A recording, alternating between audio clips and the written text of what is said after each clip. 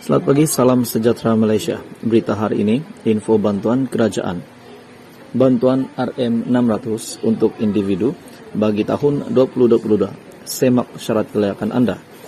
Bantuan ini bagi tahun 2022. Kerajaan Malaysia sentiasa berusaha bersungguh-sungguh dalam membantu pelbagai golongan rakyat. Kerajaan akan terus memacu pembaharuan dalam memastikan keperluan dan memudahkan urusan rakyat dari semasa ke semasa. Untuk tahun 2022, kerajaan melalui peruntukan bajet telah memperkenalkan pelbagai skim bantuan dalam usaha untuk membantu mereka yang memerlukan. Tatkala kita dalam keadaan ekonomi dunia yang tidak menentu kerana peningkatan kadar inflasi, endemik COVID-19 dan lain-lain kesan kemelesetan ekonomi yang tercetus. Di antara bantuan yang diberi perhatian oleh kerajaan, ini adalah satu program bantuan untuk keluarga Malaysia. Bantuan RM600 Kerajaan Malaysia melalui pembentangan bajet 2022 telah memperkenalkan skim bantuan yang berbentuk kewangan kepada golongan bujang. Bantuan Keluarga Malaysia atau lebih dikenali sebagai BKM merupakan sebuah bantuan yang diwujudkan bagi bertujuan untuk membantu mereka yang memerlukan dan meringankan sedikit beban yang dipikul oleh rakyat yang berpendapatan rendah ataupun lebih dikenali sebagai golongan B40. Kadar bantuan yang diberikan kepada golongan bujang. Jumlah bantuan yang akan diterima oleh golongan bujang adalah yang pertama, individu warga emas, bujang ataupun tiada pasangan yang berumur 60 tahun ke atas pendapatan individu RM5,000 ke bawah, bantuan sebanyak RM600, manakala bujang yang berpendapatan RM2,500 dan ke bawah akan mendapat bantuan sebanyak RM350. Untuk syarat-syarat bagi kelayakan menerima BKM, bagi golongan bujang hendaklah had umur antara 21 hingga 59 tahun. Pendapatan pula hendaklah 2,500 dan ke bawah, dan bujang ataupun ibu bapa, tunggal, janda, balu, duda yang tidak mempunyai anak mendapati syarat. Bagi tarikh penerimaan BKM bagi golongan bujang, untuk pengetahuan, dalam masa setahun, sebanyak 4 kali pembayaran BKM dilaksanakan. Kerajaan telah menyusun dan merangkap pembagian BKM sebanyak 4 fasa. Dan fasa ketiga adalah pada bulan September. Mengikut data pemohon BPR, BKC B40 data penerima BPR yang tidak lulus atas alasan menerima JKP ianya akan dibawa secara terus ke dalam sistem BKM secara automatik. Halo, salam sejahtera Malaysia. Selamat petang tuan-tuan dan puan-puan semua dan semua subscriber channel ini. Jadi hari ini saya ingin kongsikan berita baik yang sangat dinantikan oleh golongan B40 dan semua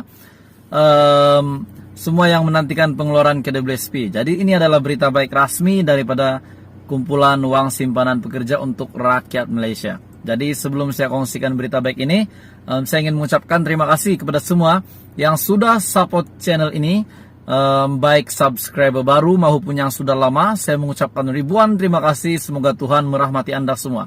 Jadi hari ini saya ingin kongsikan satu berita baik daripada KWSP. Nah, seperti yang sebelum ini saya ada buat kajian berkenaan dengan pengeluaran KWSP 2.0 bila tarik permohonan yang sesuai. Ramai yang kata mahu buat permohonan hari ini, ada juga bersetuju untuk buat permohonan pada ujung minggu ini jika ada kelulusan daripada KWSP, daripada kerajaan untuk pengeluaran KWSP 2.0.